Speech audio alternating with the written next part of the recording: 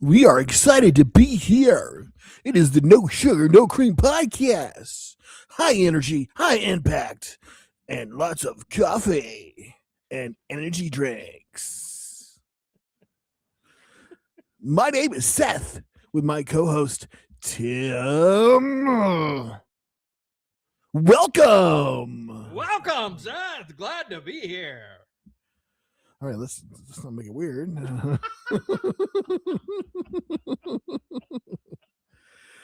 Guys, welcome to another Tuesday. It is St. Patrick's Day. I got my green on. I guess I'm going to be like a kid and go here and pinch Tim. Pinchy, pinch, pinch. Even tried.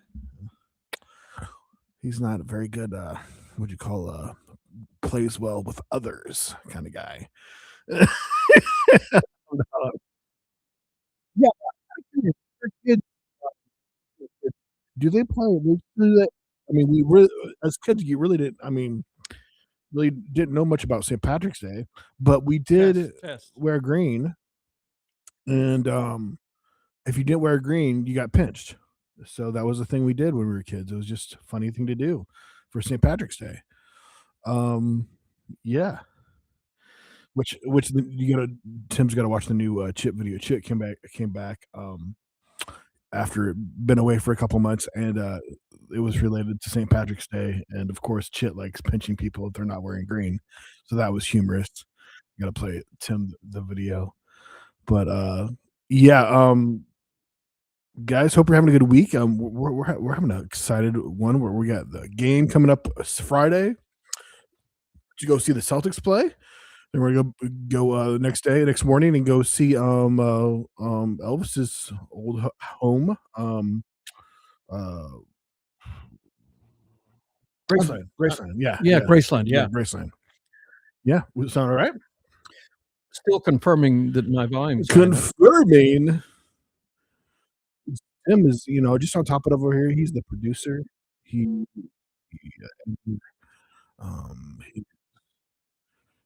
makes sure I don't get in any trouble. He's my 10% of everything I do. Sadly, I'm not making much money. But no. Okay. Yeah.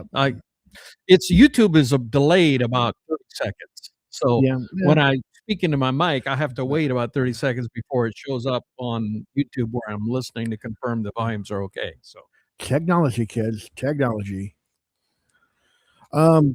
But yeah, so Sunday was the Oscars. Did you guys watch the Oscars? If you watch the Oscars, shoot us a little message. Kind of curious who watched the Oscars.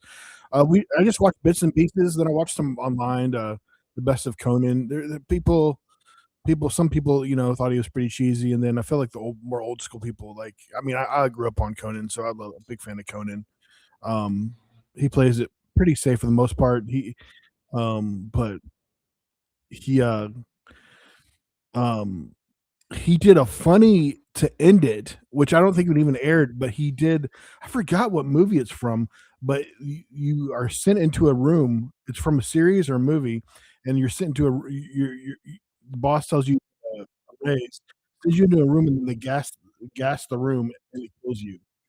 It's from some series, and that's how they ended. Like, hey, Conan, you did a really good job hosting, and you're gonna be the lifetime Oscar host. And they took him in a room and then closed the room and left, and then gassed it. I don't know what series it is, but I'm pretty sure I saw that, and it's in some series or something.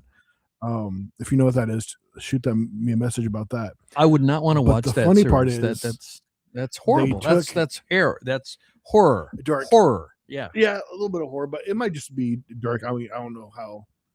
I don't know if it's horror or just like a dark. It could even be a dark comedy. I mean, it makes me think of one show. There's one show that's crazy on Apple Plus, where I can't think of the name right now, but it's got there's only a couple people on there that I'm familiar with, but basically you agree to only remember what happens at work, and once you leave work, your memory is washed, and you have completely separate memories. You don't know what happens during work, and when you're at work, you don't know what happens during your regular day life. Really weird, and that's the premise of it. And um, I think it's been picked up for a second or third season, but I was like halfway through the series, and um, it was all right. There's just so many shows to watch. I don't remember I only pick up anything. Apple. I don't know, man. I don't Would you walk up have those any stairs? memories outside of the podcast. Yeah. My last memories is the last podcast. Do I have a life outside of the podcast? No, same as me. Sadly. But you know, we've been keeping it low key ever since we got warrants in a few states, Tim. Oh wow, that doesn't sound good. I was trying to say one of the right face. Tim, we used to be bank robbers. Wow, I'm not your nephew. Did we have a nickname? Yes. We used to crack a lot of jokes when we rob places. This is going to be horrible, but they called us Dumb and Dumber. I know, but we always got the loot. So I don't know how they could call us Dumb and Dumber. So you're saying there's a chance? Nice.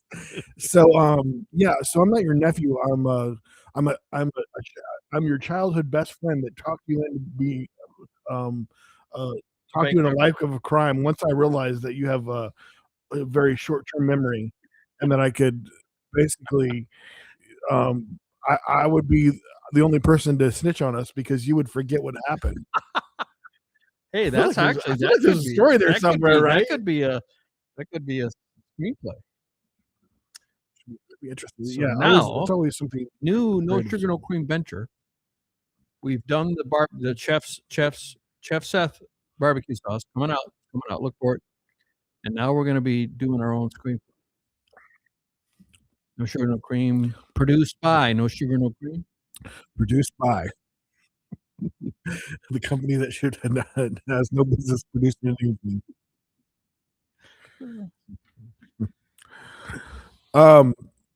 No. Yeah, Chef Seth has mixed it up a little bit.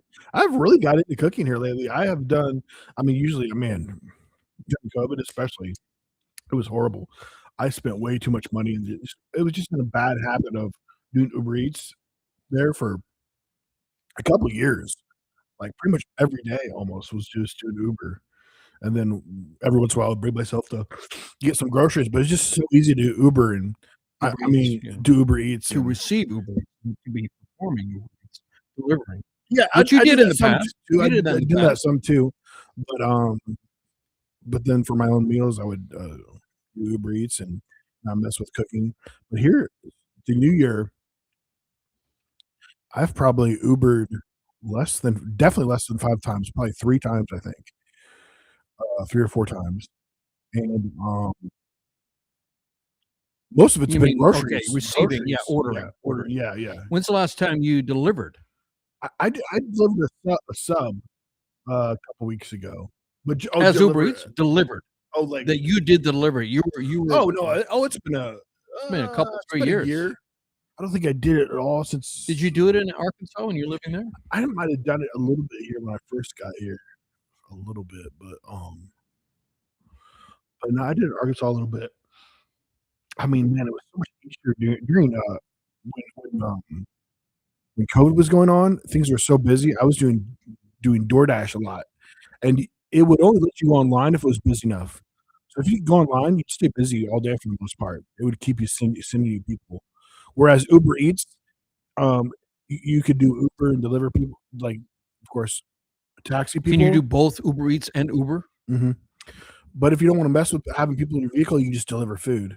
And so that will be a little bit more spotty depending where you are.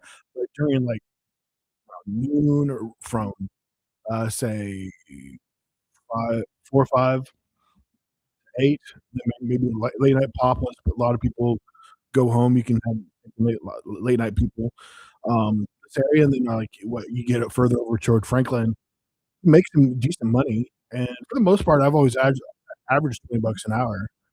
And I mean, even for the fun of it, it's been a few years now, but when you lived here with us, um, for the fun of it, I just split it with him, and we both got in the vehicle, and, I think I let him drive, and I was just getting out of the vehicle, and we just hung out. We're both making $10 an hour, so I was like it was just fun that way. But, and then it's a good thing too if you say a mom has a kid that big enough to like just chill in the vehicle. Why? I mean, most kids, I mean, they'd be buckled up anyways. And then you could, I mean, you have the key with you, keep the car on, and just walk away from the car. You can just lock the car, and literally you're within 100 feet for the most part at all times of your vehicle too. But and then say you have a little bit older kid, you get them. Say you have a 10-year-old, 11-year-old. Man, you could let your kid walk up there. I mean, people will get a kick out of that, see this kid go drop the food off the front door or whatever. That'd be kind of fun, a little teaching thing. But I know that's what I was like, especially in bigger cities. Like if you're not making any money, you're not trying. There's so many different little ways to just put your cell phone to use nowadays. It's kind of cool. You can if you have a truck, you could do deliveries now in bigger cities. Like people have bigger, like a sofa, want some stuff moved, and make a quick $50, just drop it off a sofa or something. If you're not there, this is the key line for today. If you're not making money, you're not trying. Yeah, I mean, it's this not. There's Seth wisdom from Seth today. It's all in here. It's all in here, guys. It's all in here. I'm always plugging the holes. Don't let anything leak out. Always plugging the holes. Always plugging the holes. Things like to sleep out through the old brainy. Danny Guerrero joined us. Thank you for joining us, Danny. Danny, yes, good old Danny. Long time no see. I don't know who that is, Tim. Don't admit that. Don't admit that. I'm sorry. You ready for the game Friday? Yeah, going to Memphis to see the Grizzlies play the Celtics. And then, well, I know you said it, but we're going to Graceland after. But next time, yeah, I've been a Celtics fan for a long time. I lived in Boston, I hate to say it, in the 80s, at the end of the Larry Bird era. And I saw Larry Bird play in the old Garden, the uneven parquet and all that. And you could get obstructed view seats day of game for $5. They would only go on sale day of game. And so you'd have to sit behind a steel pillar that you'd have to go to see the play. But invariably, unless people would leave by halftime, after halftime, you could move down to unobstructed view without paying any more. And I saw a young Michael Jordan play with the Bulls, and he was the talk of the league. Of course, everybody knew who he was even before he won championships. This was in the 80s still. And he had 40 points, and but Larry had 45 in that game. So, and the Celtics won, if I remember correctly. But a young Michael Jordan, everybody was talking about him. He was the rage of the league. And even though he hadn't done anything as far as winning championships, and of course, then he won 6 championships. You're a big MJ fan, I know. Oh yeah, yeah. And you think MJ is the GOAT? I mean, I'm going to be pretty biased, but I grew up in the 90s, so I think. But over LeBron. I think he best. Your vote is MJ over LeBron. Yeah, but I think Jordan said it, but it was just like things are different. I think he said something like it's pretty hard to compare. Like things are so different unless they really played against each other. Which some of them, LeBron. I think it's so hard to compare eras, especially now. I think so. The three changes everything. The 3 changes everything. And that changes everything for Jordan. He would have been focusing more on threes for sure. He would have. People are taking more threes and more threes, and now Steph Curry changed the game. He practiced not just towing the line of the 3-point line, but all over the court, and changed the game. And people used to, mindset is everything. Mindset. If you think you can do it, or you don't think you can do it, either way, you're right. and opening up the idea that, hey, we don't have to do it just from the line and pulling up from half court or the logo or what have you. Nobody was doing that before Steph. And so the game has changed a lot because people realized, I mean, if you have a 50% shooting percentage from twos, but only a 33% shooting from threes, that's equal points. So nobody really realized that. So because it's worth 50% more. So people take a lot more threes, and Celtics take more threes, I think, than anybody, or at least historically they have. This year, I'm not sure if they're taking the most, but they've to their detriment. They took only but threes last year, and they got knocked out by the Knicks. Crazy. They were just like, why are you kept? Because they had a bad shooting night, and they couldn't hit a three to save their life, but that's all they were chalking up against the Knicks when we got eliminated against the Knicks. So anyway, a little bit of insanity going on there. It was insanity. The same thing over and over and over.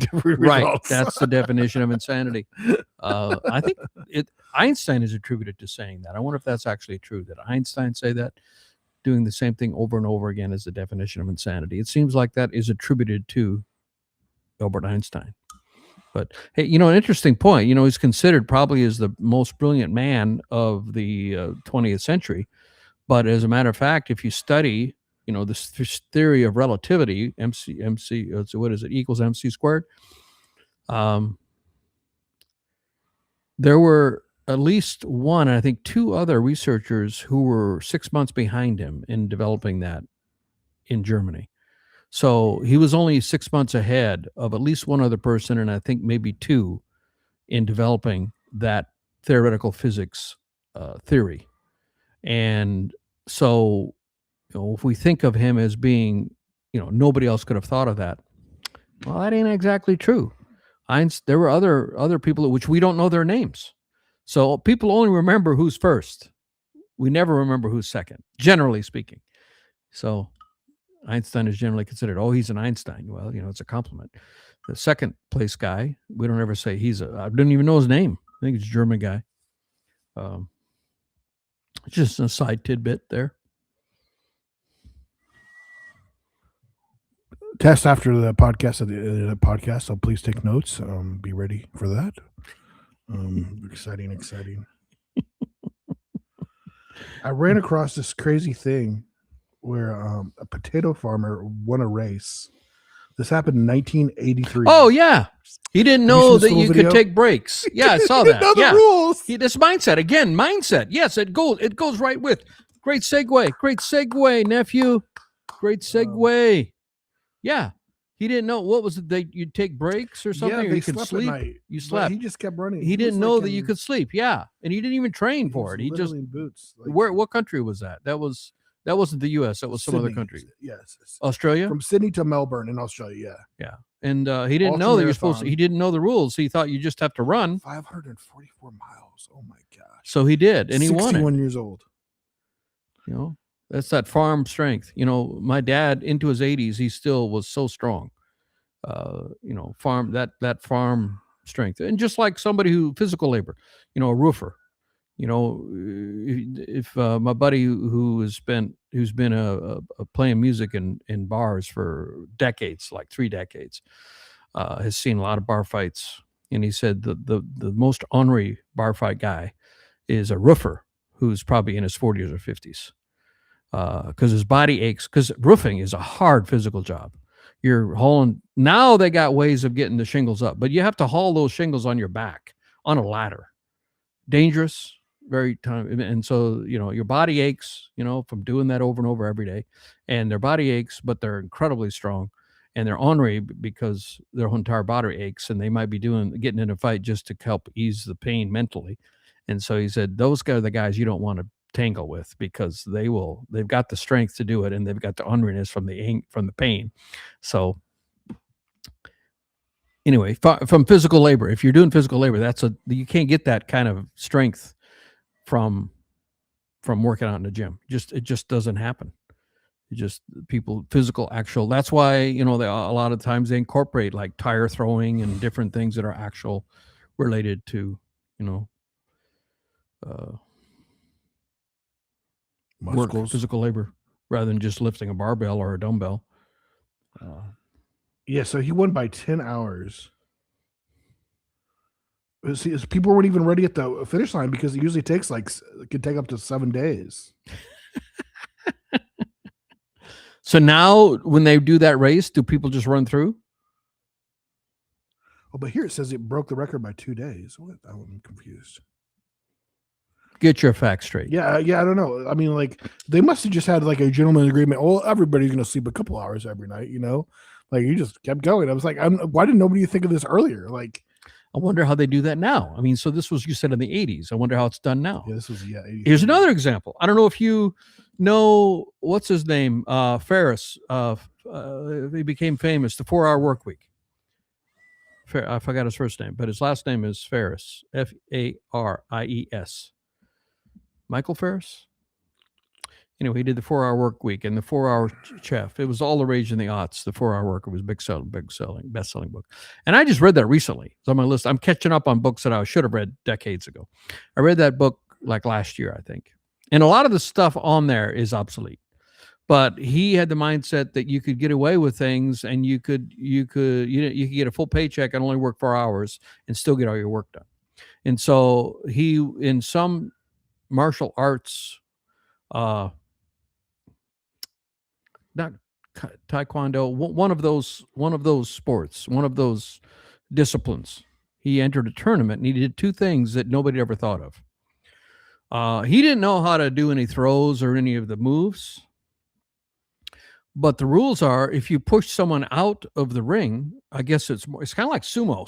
In sumo, I used to live in Japan. I was a huge sumo fan.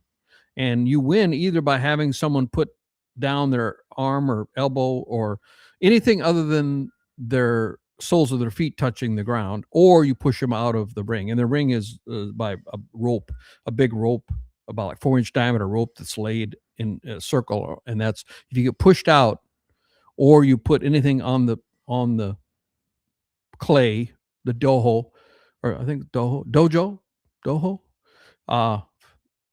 other than the soles of your feet, you lose. So pushing out of the ring is something that's used in other sports. And so in this martial arts, well, it's Asian as well. So if you push somebody out of the ring or out of the competitive area, you win. And so he did something where he what did he do? He said he did a fast. Trying to remember. He managed his weight. He lost 20 pounds just before weigh-in.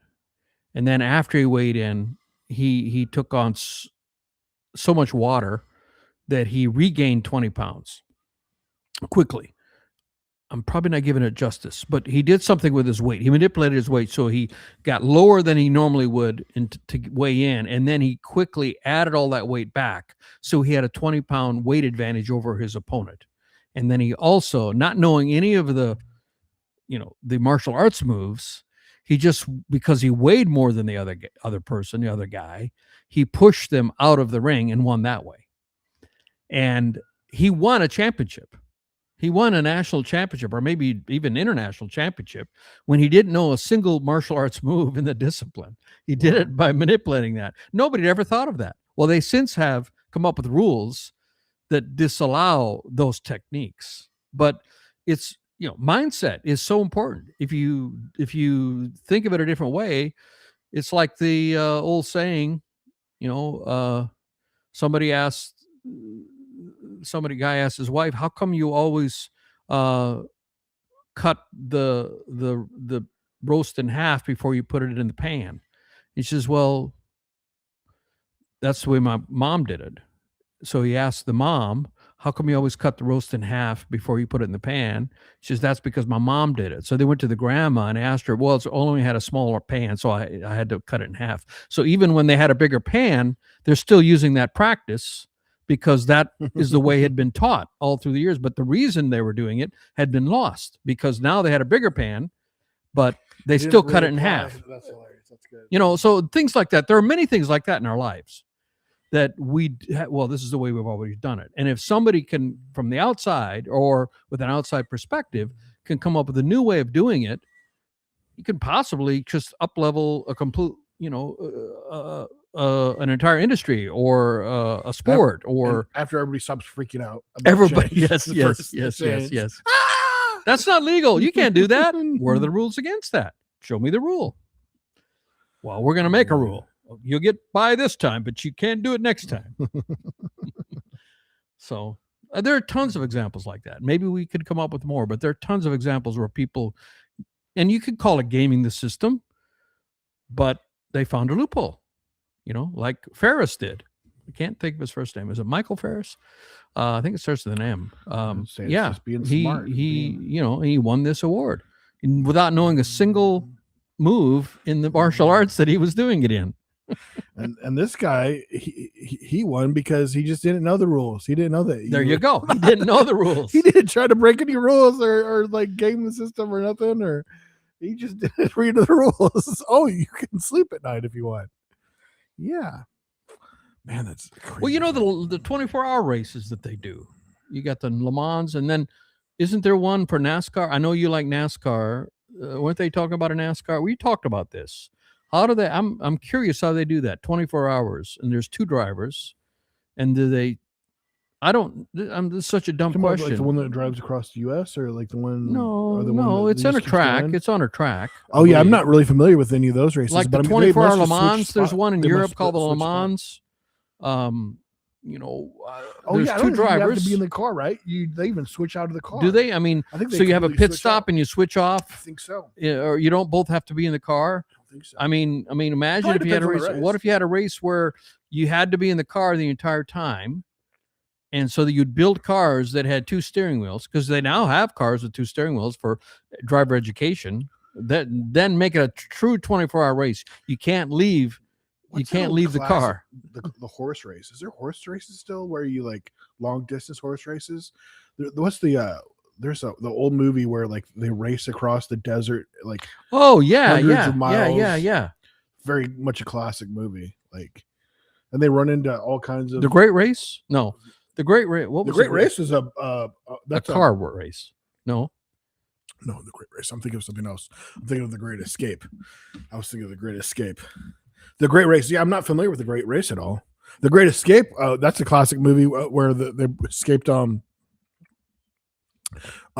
prisoners of war, and a bunch of them escaped building a tunnel, and then most of them were recaptured. Only a few made it.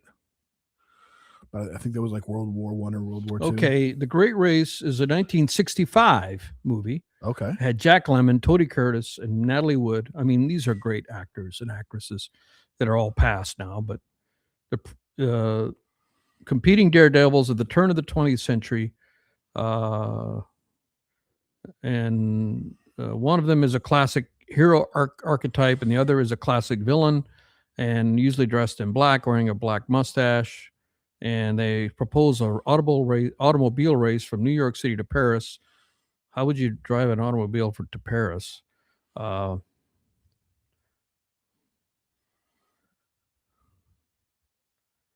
have hidden devices of sabotage, so you can sabotage the car. How would you get to Paris from New York? How do you get across the ocean? You don't know about the secret tunnel?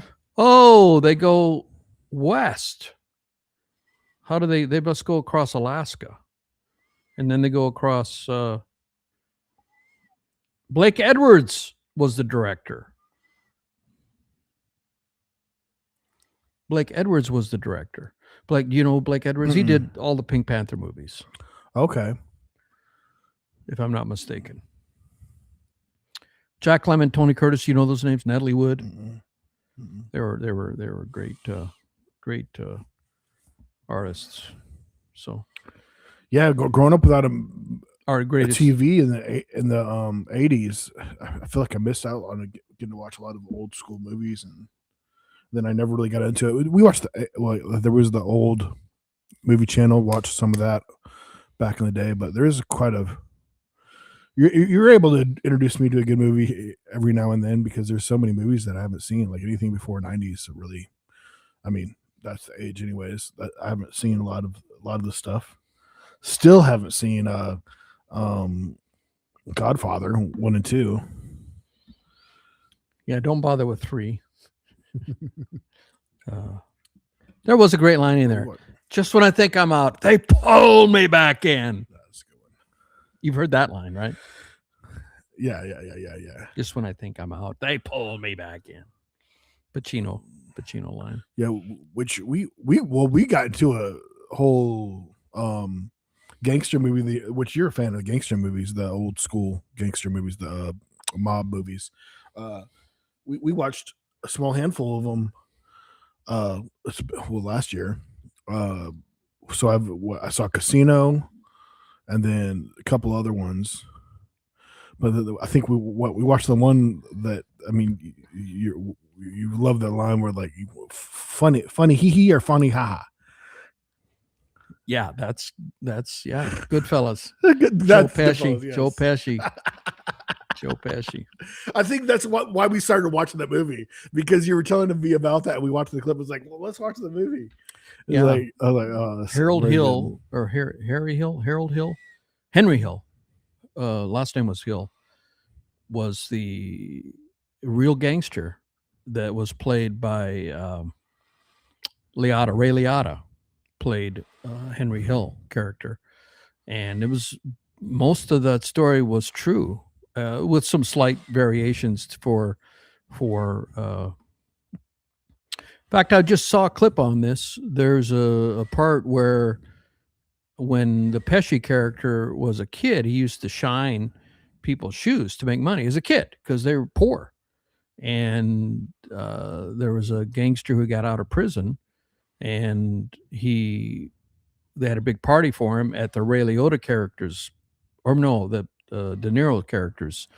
They all had their own clubs, and they had a party there for the De Niro characters. Jimmy was the De Niro character's name, and Jimmy's club, and he was there, and they were celebrating that he got out of prison, and he was making fun of the Joe Pesci character. Oh, shine my shoes, shine boy.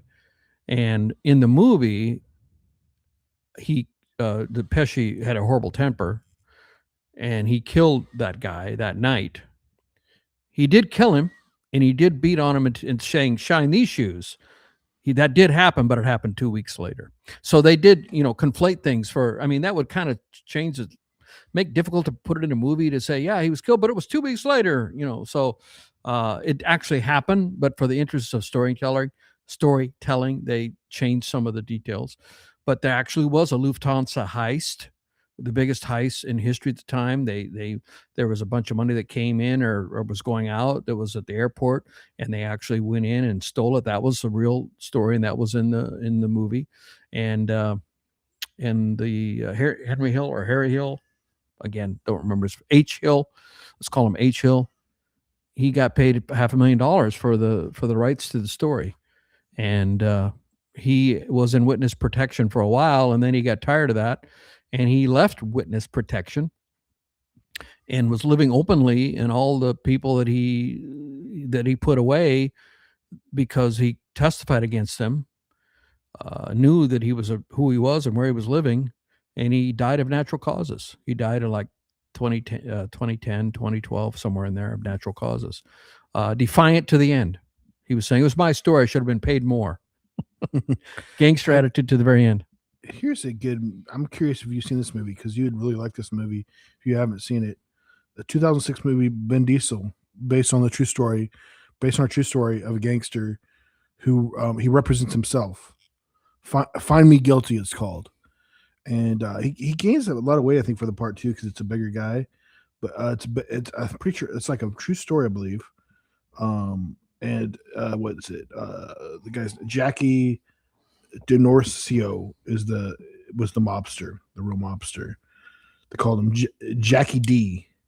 And it's a movie that takes place in the courtroom, and he refuses to snitch on his family, and he represents himself, and the whole movie is him basically playing being a lawyer for himself.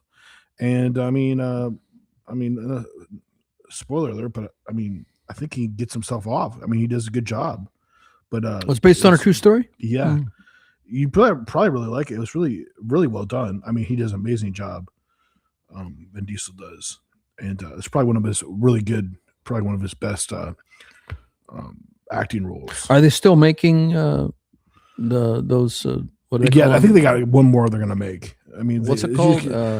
Fast and Furious. I mean, Fast and you Furious, can't yeah. help it when you're making like 10 of them. How many have they made? When you're making $1 billion, $2 billion every movie. I mean, you can't. I mean, you literally. It's like they made 6 Pirates of the Caribbean, right? I know they made 4, and then they made another one. I think they made 6, didn't they? Did they make 6? I don't think there's that many. I wish there was. I mean, I'm a big fan of most of those. There's talks of that. The way he played that character, there's such an interesting story there that they were so turned off by just how, because it's kind of a kid movie, but his character is like a drunk person, played like a drunk person. He played Keith Richards, but he's not based really off Keith drunk. Richards. But right. I think you told me that, and that is, and 5. Looks like they made 5 of them. 5. Okay, I think they're trying to do 6, and they're and they want him to come back. There was talks that he wasn't going to come back, and I think they let it leak that they're going to try to replace him, and they about made everybody go crazy.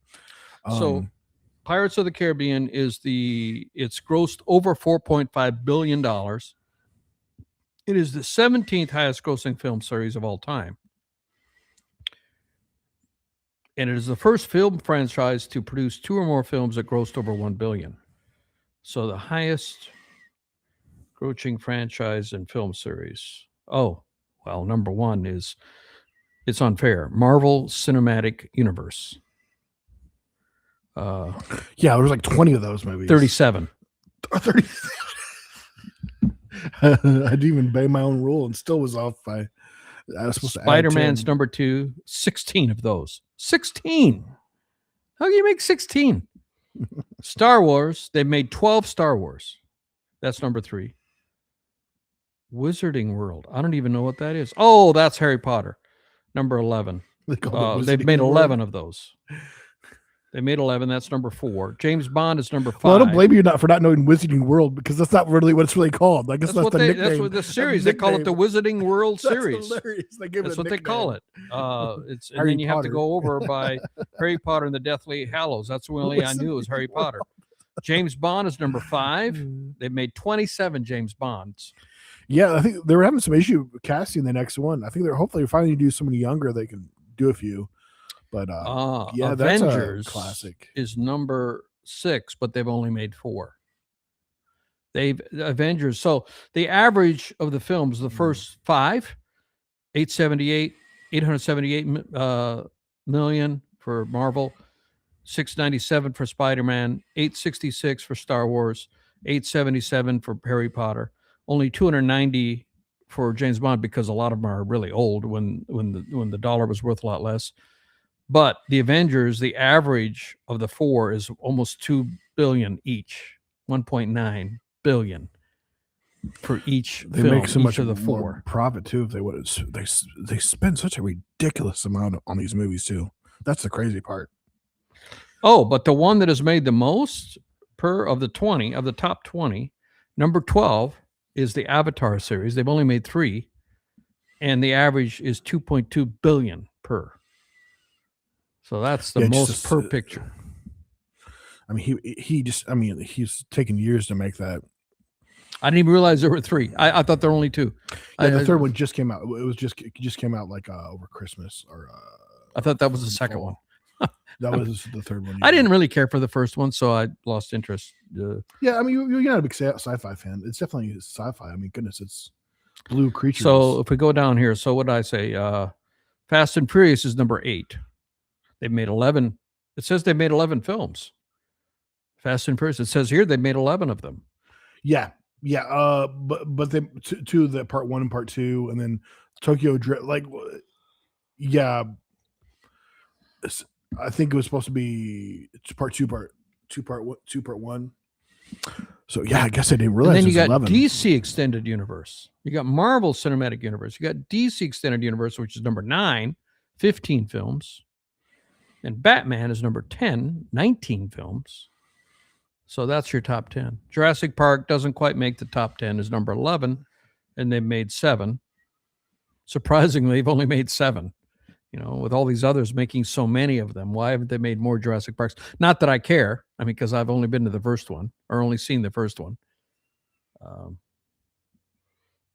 Mission Impossible, they made 8 of those. Pirates of the Caribbean, they made 5. Shrek, they made 6. The Twilight Saga, I don't even know what that is. They made 5. Showing my ignorance. Twilight Saga, do you know what that is? The Twilight. I guess Twilight. That was the series that, back in the day. Is that 2000 vampires? No, the vampires. Yeah, okay. It was like the silver vampire thing that was popular for a little bit there. And the Lion King, they made 4 of those, and that made the top 20 as number 20. So Transformers, they made 9. That's 15. Despicable Me, is 14. They made 6. Middle Earth. Oh, Middle Earth, which would be the Lord of the Rings and all that sort of thing. They call that Middle Earth. They made 8 of those, and they're all the way. They're on 13. I thought those 4 Lord of the Rings, I thought they would be near the top as far as gross. They did so well. I'm surprised that they're number 13. Just surprised. I thought they'd be higher. I remember when they came out, they were just so dominant. Of course, that's been a number of years now, hasn't it? Mm-hmm. And one of us has been to Hobbiton in New Zealand. You want to guess which one? You were there, huh? I saw. Yes, scenes. I was there. We went to some of the in New Zealand. We went on an hour in and just saw some of the the landscapes they used. I mean, New Zealand is just it's just a straight up movie set. It's amazing. Yeah. So anyway, when we went on the cruise, which your parents went, but you and your brother didn't go. We're the highlight to me, actually the highlight. And I'm not a huge Lord of the Rings fan or Hobbit fan. I remember there were people when I was in college, like a lifetime ago. I remember there were people, kind of nerdy people, who were into The Hobbit. And I remember there's one guy in the church.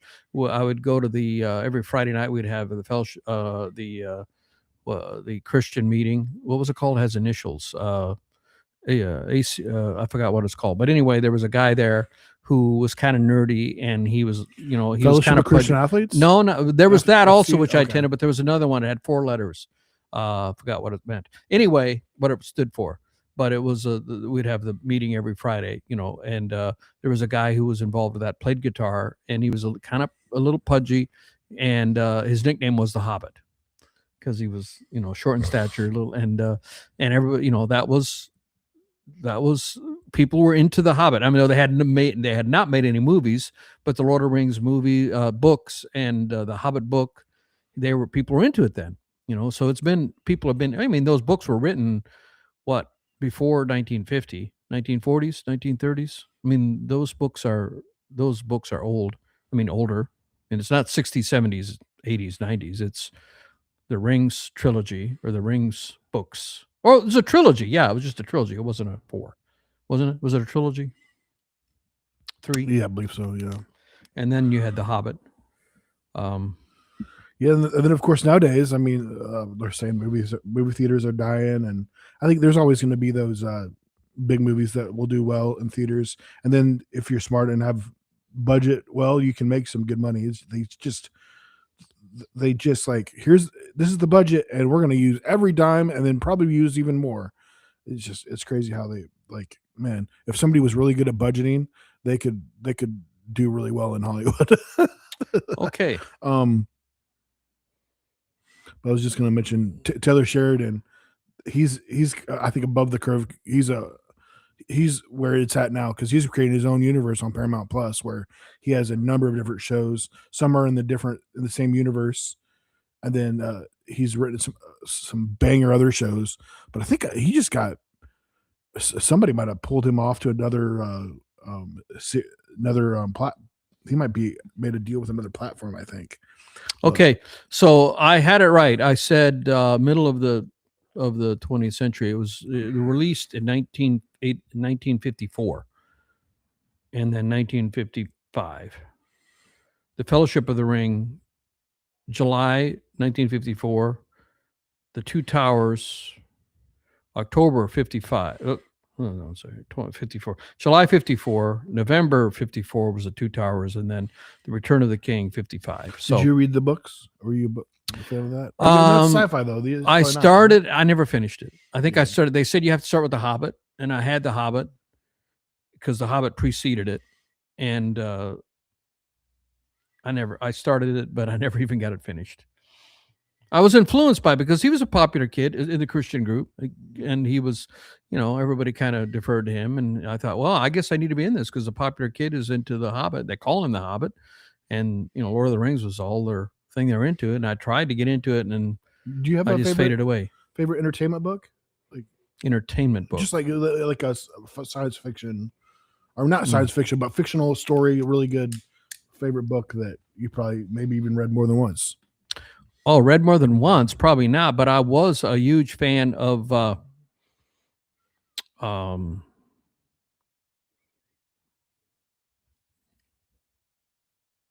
Man in Full, I know, and then Bonfire of the Vanities, Tom Wolfe. Tom Wolfe was a fiction writer that I loved. He passed, not to be confused with Thomas Wolfe. Thomas Wolfe wrote You Can Never Go Home Again, but Tom Wolfe wrote. He was in the New York City. He died maybe 2010 or so. But Bonfire of the Vanities, do you know that? That was a great book. What kind of book? What was it about? Satire of current culture. It was always set in current culture, current time. Mystery or? No. In the case of the Bonfire of the Vanities, he was making fun of the pretensions of the upper class. And there was his lead character was a guy who was cheating on his wife, and he was in his sports car, and he was in New York, and he got off the wrong exit, and he was kind of, his mistress was kind of doing some PDA stuff, and he was a little distracted, and he hit a homeless guy and killed him. As he was in a bad area of New York, and he had gotten off the wrong exit, and the repercussions of that, tried to cover it up. And you had all kinds of characters like local council people who sniffed that there could be money. And there was a guy who was like a news hound guy, a reporter that sensed the story and was tracking stuff down. And it was really just,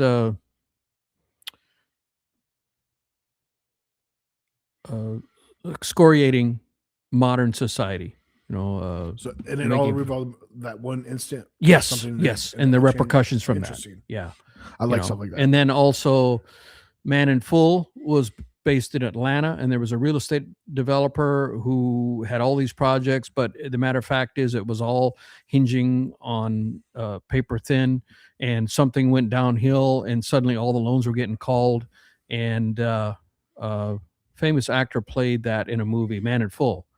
Can see his face, can't think of his name. Tom Wolfe wrote that, and I would read those books. So he was a big. When I used to read a lot more. I was a big fan. I mean, I read stuff like 50s, or I should say 20th century writers. I'd have to think about. I used to read a lot more than I read now. I would like to get back to reading, but when I read now, it's nonfiction. But I used to like to read novels. I was into the novels of, like, there was a series of novels set in the 19th centuries, 1800s. A British guy who was on a ship and was the captain of a ship, and he kept getting promoted higher up, and he was either a captain of a warship or a merchant ship, and they were getting all kinds of problems. I found that fascinating. I read some of those books. I think I still have those. I read like 3 or 4 of those books. That's the kind of stuff that, adventure based on, but without any supernatural, or based on real human interactions. I guess. Yeah. Yeah, I'm a big fan of true stories. Just, especially when they blow your mind. And I mean, there's a lot of good books out there. But yeah, I like my sci-fi and my action movies and like that. But I've not been. I always think about it getting into reading, but I'm just not a big reader. Jeff Daniels played the leading guy in A Man at Full. A Man at Full. Wow. Oh, one season. 2024. It just came out. Wow. Wait, I'm gonna watch that. Some of that, man. Only 6 episodes. Netflix. It's based on the 1998 novel of the same name by Tom Wolfe. There's another one with a woman's name on it that he wrote. Let's see, Tom Wolfe. Stephanie, or forgot her name. It was a. Here's what it says about. Oh, he was a pioneering American writer. He died in 2018. I knew he died in the 10s. He died in 2018. He was a pioneering American writer and journalist recognized as a key figure in the 60s New Journalism movement, which used literary techniques and nonfiction, known for. He started in nonfiction. Known for his trademark white suit and sharp social satire, he authored iconic books like The Electric Kool-Aid Test, which was about the drug culture in the 60s. I read that book when I was in high school, probably. The Right Stuff, which is a documentary of, do you know The Right Stuff? Do you know that? Mm. It was phenomenal. It was about the Mercury series and Apollo before. Okay, Apollo 11 went to the moon, right? You know that, right? 1969, Apollo 11. But and we were in competition with the Russians to see who could get there first. And they were ahead of us. And then JFK famously said, we will, before the end of this decade, get to the moon. And we did. We made it. We made the goal. And but there were a number of things that had to happen in technology. For example, first, in the 50s, the sound barrier had to be broken, and then Mercury 7, the Mercury series came before Apollo, and all these astronauts had to volunteer there. Most of them came from test fighter. They were test fighters, so they were the best pilots because you put your best pilots because you had to have somebody who were testing new planes, and if something went wrong, they need to be able to try to figure out how to correct it. So you put your best pilots. The best pilots were test pilots, and The Right Stuff was about.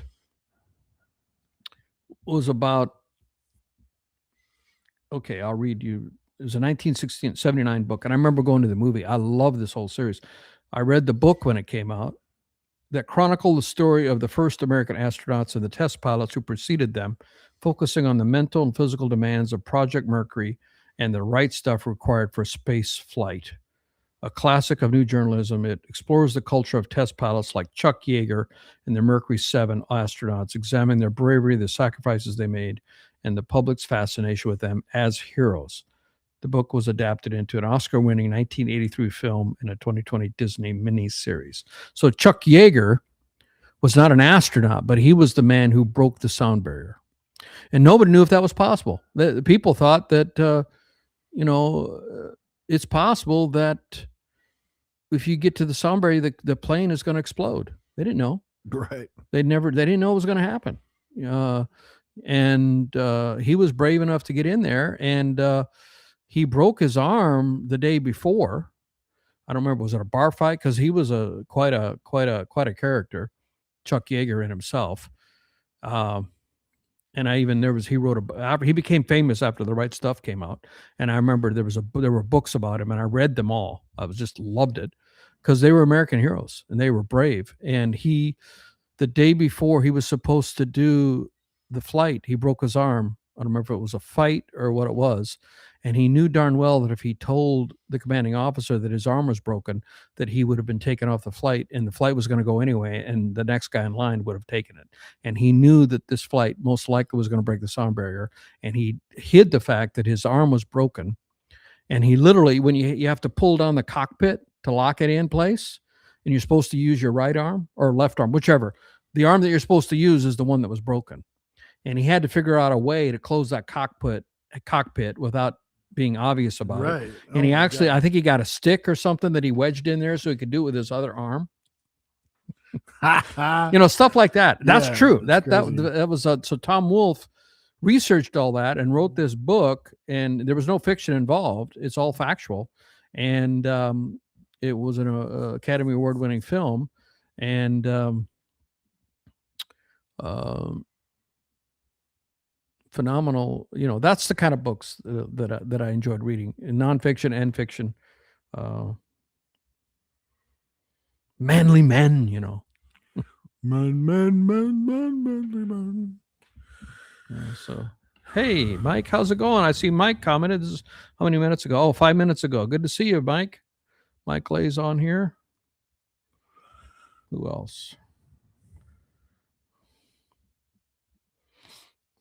So, you ask what that's the kind of stuff I used to read a lot more, and I regret that I spend so much time on working on my music and social media posting. And if I do read these days, that you enjoy that, and that's what your passion is now. And if I do read, it's about how to do things, or how to. I'm reading a book now. Here I think any relationship you should have with a book is you should be writing your own book. This book here, anybody, Musicality. Look how thick this thing is. It's a monster book. I'm only a short way into it, but highly recommend for anyone who's in music, playing an instrument, writing songs, etc. Great book. Yes, I did, Mike. I said hello. Well, I think you hollered at me. Hopefully you guys enjoyed the podcast there. A little insight into our interests and stuff like that, as always. Shaking it up. Guys, feel free to share any books that you like. We're always up to learn new things. Hey, maybe you'll spark my interest, and I'll read a book I haven't read in a while. But I like to take my media in through YouTube videos and movies. Well, guys, appreciate you watching the podcast, and hope you enjoyed another podcast here with us. This was the book series 101. And hopefully you learned something or two, and we will see you guys next time. If you're not subscribed, please subscribe. Follow us on Facebook, Instagram, on No Sugar No Cream on Facebook and YouTube, and give us a thumbs up, and feel free to share us there on Facebook. That really helps us out. We get most of our listeners there on Facebook, and thank you so much. We're also on Spotify and Apple, and we're most places where thank you, Mike, where you can get podcasts. And if there's not somewhere, mention it to us, and we will ignore you or try to get on that platform. Guys, we will see you next time. Thanks for watching. Bye.